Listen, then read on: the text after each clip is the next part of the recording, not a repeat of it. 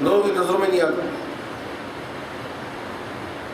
چھپ کے چوری، کھلم کھلا سب کے سامنے لے جانا تو چوری نہیں ہو، اس کے اوپر ہاتھ جاری نہیں ہوگی۔ اسی طرح مال محفوظ نہیں ہے، کھلا پڑا ہوا ہے، جیسے ریلوے اسٹیشنوں سے عام میدان میں پڑا ہوا ہے مال، کوئی حفاظت کے لیے نہیں ہے، وہاں سے چوری کر لیا کوئی تو اس پہ حد جاری نہیں ہوگی۔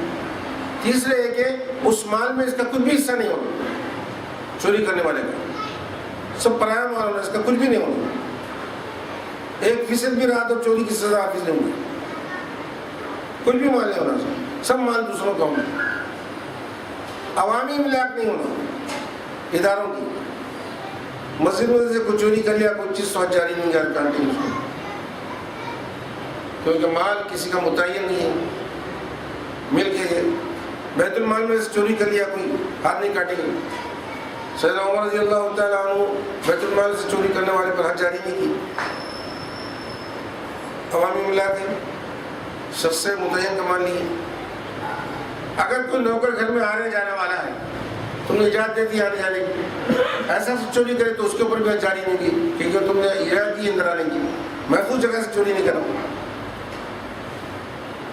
مقفل گھر میں سے یا کسی پہرے دار متعین ہے ایسی جگہ سے اگر کوئی چوری کرے اور پرایا کا مال تو جب حد جاری نہیں، بینکوں میں محافظ رہتے ہیں، مقفل رہتے ہیں، ایسی جگہ چوری کرے حد جاری نہیں۔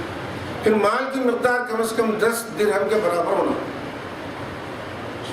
اس سے کم ہو تو چوری کی حد جاری نہیں ہوئی۔ اسلام نے جن شرائط رکھ کے اس کو مستثنیٰ بھی کیا ہے۔ یہ تمام شرائط پہلے ایک تو جرم کرنے کے پورے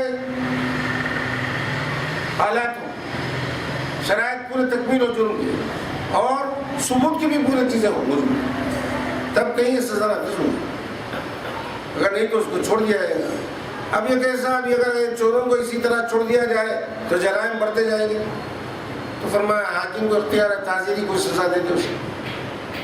پھر دوسری بات یہ ہے، اگر یہ اسلامی سزا نافذ کر دیتے تو چوری کے واقعات ختم ہو جاتے ہیں،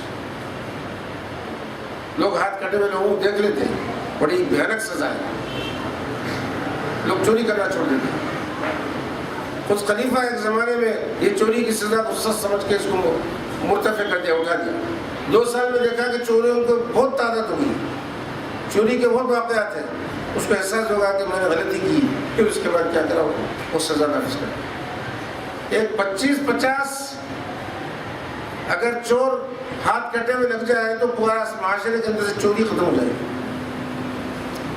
اب جدت پسند لوگ جو اسلام کی ان سزاؤں کو سخت سمجھتے ہیں، ان کا حال دیکھیے، ایک بیوہ یتیم محنت کسب کر کے مال جمع کر کے رکھنے والے کا مال اگر لٹ جائے تو ان کے پاس وہ شخص قابل رحم نہیں ہے، وہ چور قابل رحم ہے جس کا ہاتھ کاٹنے سے بچا رہا ہے۔ معاشرہ کس قدر گر گیا ہے، یہ لٹ رہے ہیں، پٹ رہے ہیں، یتیم بچے لٹ جا رہے ہیں، بیوائیں لٹ جا رہی ہیں، محنت سے جمع کر کے مال رکھنے والا لٹ جا رہا ہے، تو ان پر رحم نہیں آ رہا ان کو، بلکہ ان پر رحم آ رہا ہے جو چوری کر رہے ہیں، ان کا ہاتھ مت کاٹو۔ انسداد کیسا ہوگا چوری، چور بہت ہو جائے گی کثرت سے۔ اس لیے اسلام نے کہا اگر کوئی پاکٹ پلے کرتا ہے تو اس کا ہاتھ نہیں کاٹا جائے گا، اس کو بھی چلے جائے گا، وہ شرائط نہیں آئے گی۔ تو بہت ساری چیزوں کو مستثنیٰ قرار دیا ہے، کر کے جب پورے شرائط پائے جائیں گے تو ہاتھ کاٹنے کی سزا دی جائے گی۔ مال بھی متعین کر دیا، اس قدر قیمت کا مال ہے، اس سے کم میں ہاتھ نہیں کاٹا جائے گا، گٹوں سے ہاتھ کاٹ دیجیے۔ ایسے معاشرے کے اندر اگر تھوڑی سزا نافذ ہو جائے، چوری کا جرم ختم ہو جائے گا معاشرے سے۔ خال خال نظر آتے تھے جس زمانے میں، جس مقام پر چوری کی یہ قرآنی سزا نافذ تھی وہ چور نہیں تھے، اکا دکا واقعہ تو تکا دکا چور نظر آتا۔ آج یہ سزا کو اٹھا لیا گیا ہے، چوری کرتا 4 دن 10 دن جیل میں رہتا، آتا پھر نکلتے ہی اسی دن کہیں نہ کہیں چوری کرتا۔ چنانچہ حال کا ایک واقعہ ہے، رات کے وقت میں گھر پر چڑھ رہا تھا، لوگوں نے دیکھ لیا پکڑ، میں لے تھا، اس نے کہا میں آج ہی جیل سے چھوٹ کے آیا، چھوڑ دوں میں چلے آؤں گا۔ تو چور اپنا کام برابر کرتا ہے، نکلتے ہی اسی دن. اگر اسلامی سزا نافذ ہو جائے، گھر سے اپنا ہاتھ کٹ جائے گا، بغیر ہاتھ کے ہو جاؤں گا، اور لوگ دیکھنے والے بولیں گے یہ تو چور ہے بھائی، اس کو چھوڑ دو. نہیں، اللہ حکمت والا ہے، اپنی حکمت سے نافذ کیا ہے، اس میں اس کی حکیمانہ مصلحتیں ہیں. یوں ہی نافذ نہیں کرتا کہ اللہ تعالیٰ اتنا رحم کرنے والا ہے بندوں پر، ان کے جرائم کو معافی کرتے رہتا ہے. 70 مرتبہ گناہ ہو جائے تو 70 مرتبہ توبہ کر لو، معاف کرتا ہوں. کیا وہ سزا نافذ کر دے گا؟ اس کی حکمت ہے یہ، معاشرے کے اندر لوگوں کو امن و چین سے رہنے دینے کے لیے ایسے حالات پیدا کرنا. معاشرے سے امن ہو جائے گا، تو اپنے کو آپ محفوظ نہیں سمجھ سکتے. اس لیے چور کی جو سزا ہے وہ اسلامی جو سزا ہے قرآن کریم کی، وہ بہت مناسب سزا ہے. نافذ کر کے دیکھو کسی معاشرے میں چور ختم ہو جائے گا، محنت پر آمادہ ہو جائے گا. اس سے وہ کہے گا کہ ہاں چلے گا، دوسرا بھی چلے گا، آج سیدھا آ گیا کل باہر چلے گا. کبھی کبھی آپ کو ہاتھ کٹے ہوئے بھی نظر آتے ہیں یہاں کم، تو کبھی کبھی حج کے موقع پہ ایسا ہوتا ہے، دیکھنے میں آتے ہیں، کیونکہ وہ سزا نافذ ہے. البتہ یہ فرمایا فمن تاب من بعد ذلک ظلمہ واصلح، اگر کوئی توبہ کر دے اس ظلم کے بعد، چوری کے ظلم کے بعد کوئی توبہ کر لے اور فیصلہ کر لے، تو اللہ تعالیٰ آپ کو توبہ پائے گا، معاف کرنے والا پائے گا. اب یہ فرما رہے ہیں دیکھو، اگر چور چوری کر کے توبہ کر لے تو سزا اٹھا دی نہیں جائے گی، اس سے ہاتھ تو کاٹ دیا جائے گا اس کو. دونوں فرق ہے پہلے کی سزاؤں میں. یہاں میں وہاں اگر پولیس کے قبضے میں آنے سے پہلے توبہ کر لیا ڈکیٹی کرنے والا تو اس کو چھوڑ دیا جائے گا، ہاتھ پیر نہیں کاٹے جائے گا. یہاں اگر پولیس کے قبضے میں آنے سے پہلے توبہ بھی کیا تو پکڑ کے ہاتھ کاٹ دیا جائے گا. پھر توبہ کرانا، پھر اللہ معاف کر دو بولا، آخرت میں جو سزا ہے اس کو معاف کر دیا. دنیا کی سزا تو نافذ ہو جائے گی، جرم کی سزا تو اللہ دیں گے نا آخرت میں، دنیا کے علاوہ ہے. تو اگر دنیا میں سب کا قصہ ہو جائے تو مشکل ہے، بعض چیزوں کو دنیا میں ختم کر دینا.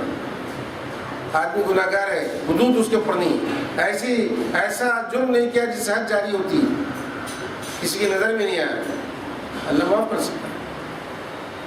اللہ کی بارگاہ میں اگر اللہ معاف کرنا چاہے، وہ اللہ کی بارگاہ میں توبہ کی طرف مائل نہیں ہو رہا اور برائی نہیں چھوڑ رہا، معصیت نیکی کی طرف مائل نہیں ہو رہا، تو اللہ تعالیٰ کیا کریں گے؟ آپ آزمائش میں ڈال دیں گے، بیمار ڈال کے معاف کر دیں گے. اس کو ڈالے گا نہیں تو اس کے اولاد کو ڈال دیں گے، نہیں تو اس کے مال کی مصیبت آئیں گی. حدیث شریف میں آیا ان العبد اذا سبقت له من الله منزلة فلم يبلغ بعمله، آدمی اپنے عمل کے ذریعے سے خدا کا قرب حاصل نہ کرے، یہ اللہ درجہ دینا چاہتا ہے وہ درجہ حاصل نہ کرے. ابتلاء اللہ فی جسدی، اللہ اس کے جسم کو آزمائش میں دیتا، یا مال کو ڈال دیتا، او فی مالی او فی ولدی، یا اولاد کو ڈال دیتا، اس کے ذریعے سے اس کو ترقی دے دیتا، اس کے گناہوں کو مٹ دیتا، پروردگار ہے.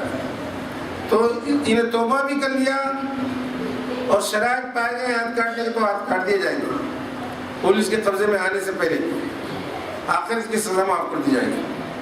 أَلَمْ تَعْلَمْ أَنَّ اللَّهَ لَهُ مُلْكُ السَّمَاوَاتِ وَالْأَرْضِ يُعَذِّبُ مَن يَشَاءُ وَيَغْفِرُ مَن يَشَاءُ وَاللَّهُ عَلَىٰ كُلِّ شَيْءٍ قَدِيرٌ. اے مخاطب کہ جانتا نہیں، اے سننے والے کیا تجھے معلوم نہیں ہے زمین و آسمان کی بادشاہ تو اللہ ہی ہے. لَهُ مُلْكُ السَّمَاوَاتِ وَالْأَرْضِ، سب اسی کا ہے. وہ جس کو چاہے عذاب دے دے، جس کو چاہے معاف کر دے.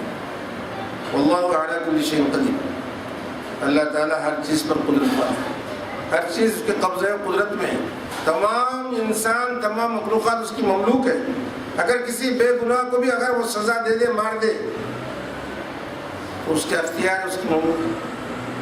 لیکن اللہ ایسا نہیں کرتا، بے گناہ کو نہیں دیتا. لیکن اللہ بتا رہا ہے کہ سر بادشاہت اسی کی ہے. آدمی کہتا ہے نا بھی میرا اختیار ہے، میرا مال ہے، میں جس کو چاہوں، جس پر چاہوں صرف کروں، میں مالک ہوں اس کا. اللہ تو سب کا مالک ہے، اللہ کی ملکیت سب کا ہے. یا ایھا الرسول لا يحزنك الذين يسارعون الكفر من الذين قالوا آمنا بأفواههم. اے رسول پاک صلی اللہ علیہ وسلم، آپ کو غمگین نہ کر دے ان لوگوں کا کفر کی طرف دوڑنا. کفر میں دوڑ رہے ہیں ان کا یہ دوڑنا، یہ سبقت کرنا، یہ بازی لے جانا آپ کو غمگین نہ کر دے. اور ان لوگوں کو جن لوگوں نے زبانوں سے کہا کہ ہم ایمان لائے، حالانکہ وَلَمْ قلوبهم، ان کے دلوں میں ایمان نہیں. اور وَمِنَ الَّذِينَ هَادُوا، جو لوگ یہودی ہیں، باوجود توریت کے وہ توریت پر عمل نہیں کرتے، ان کا عمل نہیں کرنا، یہودیوں کا اپنی توریت کو چھوڑ کر اس کے خلاف عمل کرنا آپ کو ممکن نہ کرتا. ایسا تو ہوا ہے. سماعون للکذب سماعون لقوم آخرین، وہ لوگ کیا کرتے تھے؟ جاسوسی کرتے تھے جھوٹ کے لیے. سماعون لقوم آخرین، وہ کیوں کرتے تھے؟ دوسروں کے لیے جاسوسی کرتے تھے. ایسے لوگوں کے لیے لم یاتو کا جو آپس نہیں آتے ہیں، اور یحرفون الکلم من بعد مواضعہ، اللہ کی باتوں کو اس کے مقام سے ہٹا کے دوسری جگہ رکھتے تھے. یقولون ان اوتیتم، اور آپس بیٹھتے ہیں کسی چیز کے دریافت کرنے کے لیے، اور ان سے کہتے ہیں اگر آپ کو یہ بول دے تو لے لو، اور اگر ہم جو چاہ رہے ہیں وہ نہ بولیں تو پھر ان کی بات نہیں مانو. بات یہ ہوئی تھی، نجران کے ایک مرد و عورت یہودی بدکاری مبتلا ہو، بڑے گھرانے کے تھے، تو ان پہ اب سنسار کرنے کی سزا نہیں نافذ کر رہے تھے اور بہت سخت سمجھ رہے تھے. انہوں نے کہا کہ نجران کی دونوں کو حضور کے پاس بھیج دو، وہ کیا بولتے ہیں دریافت کرو ان سے، اور سمجھا کہ بھائی اگر وہ سنسار بولے تو ان کو قبول کرو فیصلے، اور اس سے کم بولے ہم جو بولے کوڑے وڑوں کی سزا تو قبول کر دینا. چنانچہ وہ دونوں کو بھیجے. یہاں کے یہودی لے کے آئے کافر اشرف جو رئیس المنافقین حضور کے پاس. تب تک یہ رجم کی آیت نہیں آئی تھی. اسی کو جبریل علیہ السلام نے کہا کہ رسول اللہ ان کو رجم کر دینا، شادی شدہ عورت مرد ہے. انہوں نے فرمایا کہ ان کو سنگ ساتھ رکھو. تو بولے یہ کیسے ہو سکتا ہے، یہ نہیں ہوا. انہوں نے فرمایا اچھا ٹھہرو. جبریل علیہ السلام فرمایا کہ یہودیوں میں ایک عالم تھا اسمعی. انہوں نے فرمایا یہودیوں سے وہ اسمعی کے متعلق تمہارا کیا خیال ہے؟ تو بولے پوری زمین پر اسمعی سے بڑا عالم نہیں ہے توریت کا، بہت بڑا عالم نجران میں تھا. بولا اس کو، وہ آ گیا. اس کو تو معلوم تھا سارا قصہ کہ یہ سنسار نہیں کر رہے، یہ چاہتے کوڑوں کی سزا ہونا چاہیے. یہ خود وہاں رہ کے نافذ نہیں کر سکتا، چھپا دیا تھا. وہ حضور آتے اس کو قسم دے دی، اس ذات کی قسم جس نے موسیٰ علیہ السلام کو دریا سے پار نکال دیا اور فرعون کو غرق کر دیا. تو سچ بچا، توریت میں یہ شادی شدہ مرد و عورت بدکاری کرنے کی کیا سزا ہے، سچ بتا. اب انہیں قسم دے دی حضور، انہیں حضور کا روپ طاری ہوا. اس نے کر دیا صاحب توریت میں سنسار کرنے کی سزا. اب یہودی کافی کریں گے پورے، یہ کیا کر دیا تو اسمعی. بولے حضور مجھے قسم دے دی تھی، مجھ پر ایسا روپ طاری ہوا، میں سچ بتایا بغیر میرے سے. چنانچہ مسجد نبوی کے دروازے کے سامنے سنسار کر دیا. وہ لوگ یہ سمجھا کے بولتے تھے یقولون ان اوتیتم ھذا فخذوہ، اگر تم کو یہ ایسا حکم دے سنسار کرنے کے علاوہ کوڑے لگانے کو قبول کرو، اگر اس کے خلاف دے تو من نہیں کرنا، چھوڑ دو. ومن یرید اللہ فتنتہ فلن تملک له من اللہ شیئا. اللہ تعالیٰ جس کو آزمانے کا ارادہ کر لیتے ہیں، کون ہے جو اس کی قدرت سے چھڑا سکے؟ کوئی چیز روک نہیں سکتی. جس کو بچانا چاہے کوئی چیز ضائع نہیں کر سکتی، نقصان تک نہیں پہنچا سکتی. ایک چونٹی بھی نہیں کاٹ سکتی اللہ کے ارادے کے بغیر. اور اللہ کسی کو مبتلا کرنا چاہے تو بڑے سے بڑے طاقتور بھی کوئی روک نہیں سکتا. اولئک الذین لم یرد اللہ ان یطہر قلوبهم لهم فی الدنیا خزی ولہم فی الآخرۃ عذاب عظیم. یہ وہی لوگ ہیں جس کے متعلق اللہ نے ان کو قلوب کو پاک کرنے کا ارادہ ہی نہیں کیا. اللہ نہیں چاہتا تھا کہ ان کے قلب کو پاک کرے. لهم فی الدنیا خزی، ان کے لیے تو دنیا میں رسوائی ہے، ولہم فی الآخرۃ عذاب عظیم، اور ان کے لیے آخرت میں بڑا عذاب، بہت بڑا عذاب. توریت کو دیکھتے تھے، احکام معلوم تھے، اس کے اوپر عمل نہیں کرتے تھے، اور یحرفون الکلم تعریف کرتے تھے. اللہ جو حکم کیا اس کو ہٹا دیتے. آنے والوں سے پوچھتے تھے تم چاہتے کیا ہے؟ بھائی ہم کو تو یہ ہونا، اللہ ان کے پیسے لاؤ ہی لیتے. سماعون للکذب اکارون للسحت. وہ جاسوسی کرتے ہیں جھٹلانے کے لیے، جھوٹ کے لیے. اکالون السوت اور حرام مال کھاتے ہیں. اکالون کھانے والے، بہت کھانے والے. للسوت، سوت کا سمے مانے ہلاک، تباہ برباد کرنے کا. حرام مال انسان کو تباہ برباد کر دیتا ہے. یتیموں کا مال کھا لینا حرام آدمی کو تباہ برباد کر دیتا ہے. کسی کا ناحق مال کھا لینا آدمی کو ہلاک کر دیتا ہے. اس لیے کہا قانون ایسا مال کھاتے ہیں جو ہلاک کر دیتے ہیں. فَإِن جَاءُوكَ فَاحْكُم بَيْنَهُمْ، اگر وہ آئے آپ پاس، فَاحْكُم بَيْنَهُمْ، آپ تصفیہ کریں ان کے درمیان، آپ اختیار. اور عارض عنہم، یا آپ اپنے چہرے اندر ان سے پھیر لیں تو بھی آپ کو اختیار ہے. حضور کو اللہ تعالیٰ فرمائے اے میرے محبوب چاہے تو آپ تصفیہ کر دیجیے، چاہے تو مت کیجیے، آپ کے اختیار ہے. وَإِن تُعْرِضْ عَنْهُمْ، اگر آپ اعراض کر لیں ان سے، اپنا رخ ورق پھیر لیں، فَلَن يَضُرُّوكَ شَيْئًا، کچھ بھی آپ کو نقصان نہیں پہنچا سکتا.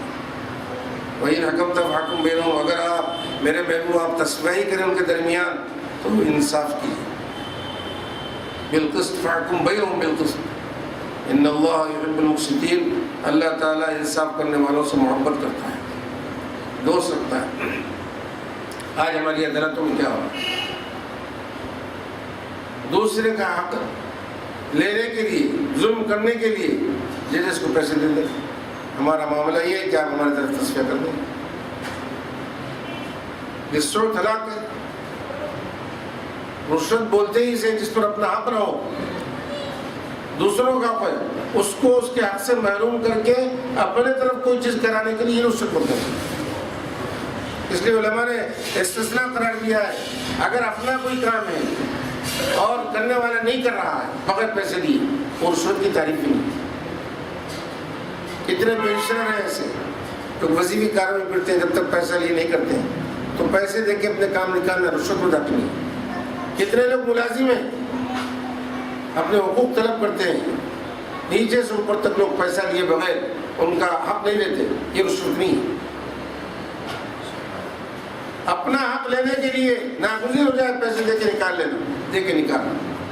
البتہ دوسروں کا حق معلوم ہے یہ اپنا نہیں ہوتا ہے، اس کو اس کے حق سے محروم کر کے، اس پر ظلم کر کے آدمی کو پیسے دے کے اپنی طرف کرانا، یہ رشوت. قانون الرشوت. اللہ تعالیٰ انصاف کرنے والوں سے محبت رکھتا ہے، جو انصاف نہیں کرے. پہلے تو یہ فیصلے کرنے والے ججز جو ہوتے تھے بہت غور و فکر کرتے، رات میں فیصلہ کرنے سے پہلے، لکھنے سے پہلے دعا کرتے بارگاہ الہی ہمیں ہدایت نصیب فرما انصاف کی، جو حق ہے وہ ہم سے سرزد ہو. جب کہیں سب کچھ کر کے قلم لے کے بیٹھتے فیصلہ لکھنے کے، آج کل تو کچھ نہیں، تمہیں کیا ہونا، تمہیں کیا ہونا، ایسا کر دو. دنیا میں ایسے بیسوں واقعات ہو رہے ہیں. وَكَيْفَ يُحَكِّمُونَكَ وَعِندَهُمُ التَّوْرَاةُ فِيهَا حُكْمُ اللَّهِ. اے میرے محبوب، وہ لوگ آپ کو کیسے حاکم بنا رہے ہیں؟ انصاف کرنے کے لیے آپ پاس کیوں آ رہے ہیں جبکہ ان کے پاس توریت ہے جس میں اللہ کا حکم ہے. وَعِندَهُمُ التَّوْرَاةُ فِيهَا حُكْمُ اللَّهِ ثُمَّ يَتَوَلَّوْنَ مِن بَعْدِ ذَلِكَ، وہ منہ پھیر لی اور اس کے بعد وَمَا أُولَٰئِكَ بِالْمُؤْمِنِينَ، اس حال میں کہ وہ لوگ مومن نہیں، ایمان نہیں رکھتے. ایمان والے ہوتے تو اللہ کا حکم جو توریت میں وہی نافذ کر لیتے تھے. ان کا توریت پر بھی ایمان نہیں ہے، چھوڑ دے رہے ہیں. آپ پس تشریف لائیں، آئے آپ خدمت میں، آپ انصاف کر کے بتا دیجیے تو توریت میں کیا. حضور نے فرمایا بلاؤ اس میں ہی. جبریل علیہ السلام فرمایا کہ علیہ السلام کو بلائیے اس میں. حضور نے فرمایا وہ گورا چٹا جس کی آنکھ میں روشنی ہے، وہ اسمعی جو بڑے عالم تھے اس کے، وہ بہت گورے بھی تھے، ان کی ایک آنکھ ضائع ہو گئی. انہوں نے یہ علامت بتا کے بولے چوک گئے، وہ تو بڑے عالم تھے، بلاؤ. وہ یہ سمجھ کے بلائے کہ وہ تو وہاں کچھ سزا نافذ نہیں کی، یہاں کیسے کر دیے، لیکن بلا کے وہ سزا نافذ ہو گئی. اللہ کے حکم کو تو زمین میں نافذ کرنا ہے اور نافذ ہونے والا ہے، اس سے بچ نہیں سکتا. اپنے آپ کو بھی درست کرنا ہے، اپنے معاشرے کو بھی درست کرنا ہے. یہ احکام دیے جا رہے ہیں اسی لیے کہ آدمی معاشیت الہی سے بچے، امر الہی کو اختیار کرے، گناہوں سے بچ جائے، اطاعت رسول، اطاعت الہی کی طرف اس کا جذبہ ایسا ہو کہ وہ تقرب اللہ کا باعث بن جائے، اللہ کے قریب چلے جائے. تو وسیلہ دنیا میں ہم جو لیتے ہیں، اعمال کا بھی لیتے ہیں، صالحین کا بھی لیتے ہیں. فلاں کی وجہ سے ہو رہے ہیں گناہ معاف فرما، فلاں کی وجہ سے مصیبت دور کر جائے، یہ تیری بارگاہ مقرب بندے ہیں، خدا بنا کے پیش نہیں کر رہے، عبد خدا بنا کے پیش کر رہے اللہ کو، ہے بھلے وہ یہ عبد خدا ہے، تیرا محبوب بندہ ہے، اس کے وسیلے سے گناہ معاف ہوا، اس کے وسیلے سے ہمارا کام بنا دے، یہ تیری بارگاہ میں بڑے مقرب لوگ ہیں، ہم کو ہدایت کا تیرے قرب کا راستہ بتا دیں، غفلت کے پردے ہٹا دیتے ہیں۔ صلی اللہ تعالیٰ وسلم علی سیدنا محمد وعلی آلہ وصحبہ اجمعین والحمد للہ۔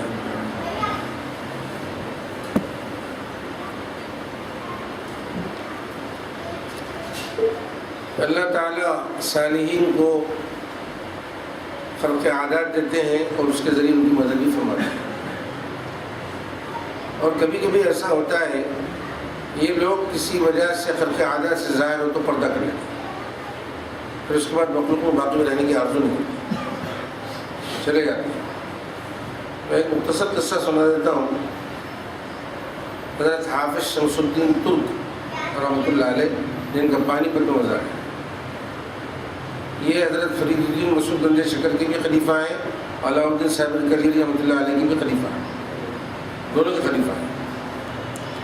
علاء الدین صاحب الکلیری رحمۃ اللہ علیہ نے سلوک طے کرانے کے بعد ان کو خلافت سے آراستہ کر کے حکم دیا تھا کہ اب تمہارا قوم دوسری جگہ بھیج دیتے ہیں۔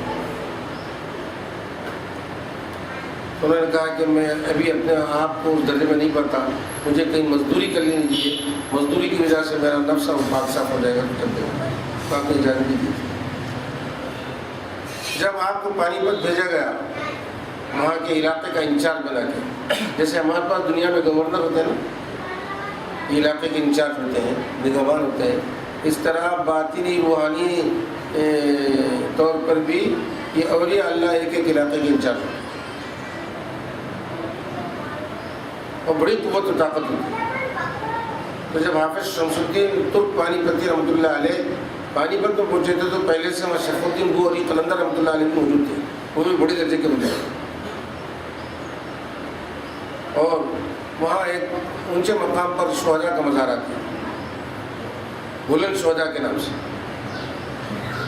تو شمس الدین پانی پتی جب تشریف لائے تو پانی پت میں، تو دیکھیں کہ یہ علاقہ تو مجھے سونپا گیا ہے، پہلے سے انہوں موجود ہیں،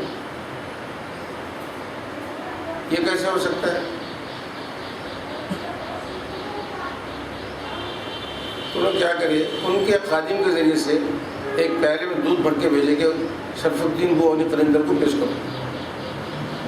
یہ نہیں بتایا بھیجنے والا کون ہے، یا خادم کو دے دیے کہ لے جا کے دے دو، لیکن یہ اہل دل دیکھ لیتے ہیں کہ بھیجنے والا کون ہے، لانے والا کون ہے، کیوں بھیج رہا ہے، ان کو بتانے کی ضرورت نہیں۔ آیا جب دودھ کا پیالہ بھرا ہوا تو وہ غور کرے، غور کرنے کے بعد ایک گلاب کا پھول ڈال کے بھیج دیا واپس۔ دودھ ان کا سوال تھا، گلاب کا پھول ان کا جواب تھا۔ جب وہ دودھ کا پیالہ بھرا ہوا ویسے ہی گلاب کے پھول کے ساتھ چلے گا تو مسکرانے لگے۔ اب انہوں نے پوچھا عجیب بات ہے کہ وہ دودھ بھیجے، آپ پھول ڈال کے بھیجے، آپ دیکھتے رہے اور ہنستے رہے، یہ اس کے کیا رموز ہیں؟ تو میں یہ چاہ رہا تھا کہ یہ علاقہ میرے حوالے کر دیا گیا ہے، جس طرح دودھ پوری پیالی میں بھرا ہوا ہے کہ دوسری گنجائش نہیں ہے، اس لیے آپ کی گنجائش ہے اس کے اندر، یہ میرا علاقہ ہے۔ انہوں نے قلندر رحمۃ اللہ علیہ فرمائے میں اتفاق سے پھول ڈال دیا، آپ کا دودھ کا پیالہ آپ کو مبارک ہے، میں پھول کی طرح رہوں گا، کوئی مداخلت نہیں کروں گا، آپ کی حکومت میں کوئی مداخلت نہیں کروں گا، آپ کی ولایت اپنی جگہ۔ باہر آگے یہ غیاث الدین بلبن کا زمانہ تھا، اس وقت سولشوں کو مختلف انہیں بیٹھتے پھر رہا تھا، 2 سال ہوگا وہ قلعے کو فتح نہیں ہو رہا تھا۔ ایک دن آندھی چلی، خیمے اکھڑ گئے اور روشنی سے بجھ گئی۔ ان کے شاہی مطبخ کا جو پانی پلانے والا تھا بشتی، وہ تاجر گزار ہوتے تھے بادشاہ اس زمانے، اس کا وقت آیا تو بولے کہ پانی نہیں ملا، ہر جگہ برف جمی تھی اور آگ بھی نہیں ہے، کیسے گرم کروں گا، جہاں جا رہا خیمے میں اندھیرے ہی، اور تلاش کرتے کرتے خیمے پہنچا تو روشنی نظر آئی، قریب گیا تو اس روشنی میں حافظ شمس الدین ترک پانی پتی رحمۃ اللہ علیہ قرآن کی تلاوت کر رہے ہیں، وہ ڈر کے کھڑے ہو گئے، ان کی تلاوت میں مداخلت ہو گئی۔ خود بخود آپ نے نگاہ اٹھا کے دیکھی ایک آدمی کھڑا, بھائی کیوں کھڑے ہوئے ہیں اس آندھی طوفان میں, اندر آ جاؤ خیمے میں میرے. بولا اپنا تعارف کرایا کہ میں شاہی مطبخ کا بھیجتی ہوں, بادشاہ کو نماز پڑھنا ہے, وضو کے لیے پانی نہیں ہے اور آپ گرم کرنا ہے, آگ نہیں ہے. بولے لے جاؤ اس میں سے, یہ لکڑی جلا کے چلے گا وہ. لیکن وہ سوچتا رہا کہ اس آندھی طوفان میں کسی کا چراغ نہیں, ان کا چراغ کیسے کرنا. تجسس میں آ گیا, پانی تو گرم کر کے دے دیا اس نے. اب دوسرے دن سے ان کا پیچھا کیا, آ کے دیکھا تو خیمے میں موجود نہیں تھے. ادھر ادھر تلاش کیا نہیں کیا, آخر میں وہ پانی لے جاؤں گا بول کے تالاب پہ گیا تو وہاں وضو کر رہے تھے, دور ہٹ کے بیٹھا. وضو کرنے کے بعد انہیں جا کے وہیں سے پانی لیا تو گرم گرم پانی تھا, جبکہ وہ برف جمی ہوئی. بولا یہ کوئی شخص ہے, اب بڑی شخصیت معلوم ہو رہا ہے. لے جا کے پانی پیش کر دیا. دوسرے دن دربار جب تھا تو بادشاہ کے سامنے پیش ہوا. بولو ہمارے بیچ تو کیا بول رہا ہے.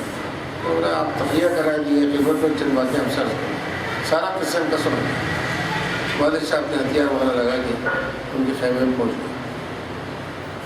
دیکھا کہ چل رہا ہے, چلا روشنی کی, اور وہ رات کے وقت جا کے دیکھا پانی گرم ہے جہاں انہوں وضو کر رہے ہیں.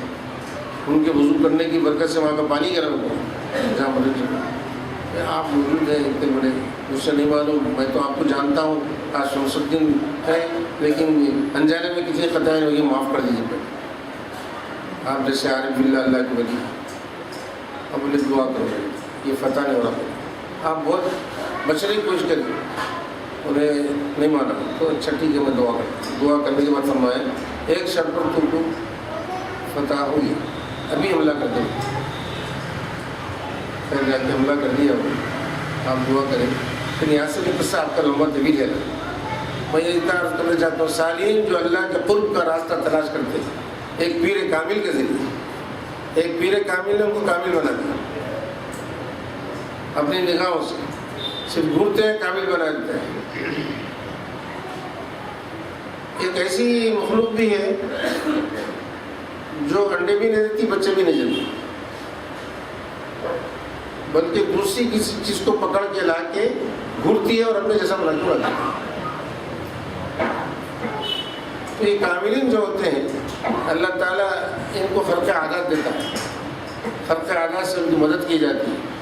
اور جس بات پر وہ قسم کھا بیٹھے اللہ ان کی قسم کو پورا کرتا ہے. جس بات پر وہ قسم کھا لے, مادی صلاحیتیں, مادی طاقتیں عاجز آ جاتی ہیں, مگر ان کے پاس اس کا کوئی سوال نہیں ہے.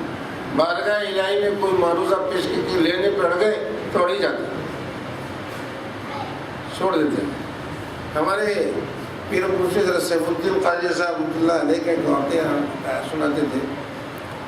یہ چودھری شاہ الدین صاحب ان کے مکرقت صاحب بینگ بازار میں بہت مشہور تھے. 11ویں میں 11 کنٹل چاول, 12ویں 12 کنٹل بناتے اس زمانے میں. حضرت کے بڑے عقیدت مند تھے. دعوت گھر میں رکھ کے حضرت آگے دعوت میں تو چھوڑنے کے لیے بھی شرفی چمن تک آتے تھے. دعوت چلتی تھی, اللہ ولد تھی, اولاد نہیں تھی, اور بڑے خواہش مند تھے اولاد کے. حضرت اللہ چلے گئے گھر میں, یہ باہر ٹھہرے رہے, اور حضرت سے بول بھی جائے کہ ہمارا کیا ہوگا, ہم جس کی آرزو ہوتے ہیں وہ چیز نہیں, اولاد کے خواہش مند. حضرت بول بھی جائے 2 چیزوں میں سے کوئی ایک چیز کیا کریں, اگر اولاد چاہتے ہیں تو یہ کرنے پر ختم ہو جائے گا, یہ جاؤ جلال, یہ دولت باقی نہیں دے. اگر اس کو باقی رکھنا چاہتے ہیں تو اولاد نہیں ملے. انہوں تصفیہ کر لے کے چلے گئے کہ یہ رہ دو میں. وہ صالحین جس بات پر اڑ جاتے ہیں اللہ سے وہ لے کے مخلوق کو دے دیتے ہیں. دینے والا اللہ ہی ہے. دھوکہ یہ ہوتا ہے کہ ہم بازار یہ سمجھ کے ڈرا دیتے ہیں, ارے اللہ سے مانگ, بندے سے کیا مانگتے ہیں. یقیناً اللہ سے ہی مانگتے ہیں, ہر بار مانگنے والا وہ بندہ بھی اللہ سے ہی مانگتا ہے, لیکن اللہ اپنی سنتا ہے جلدی. مقربین بارگاہ الہی ہوتے ہیں. صلی اللہ تعالیٰ وسلم علی سیدنا محمد علیہ وسلم.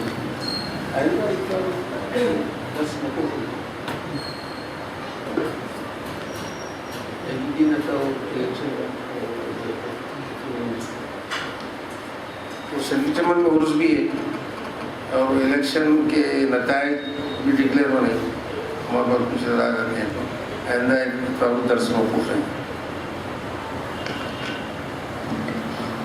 الحمدللہ.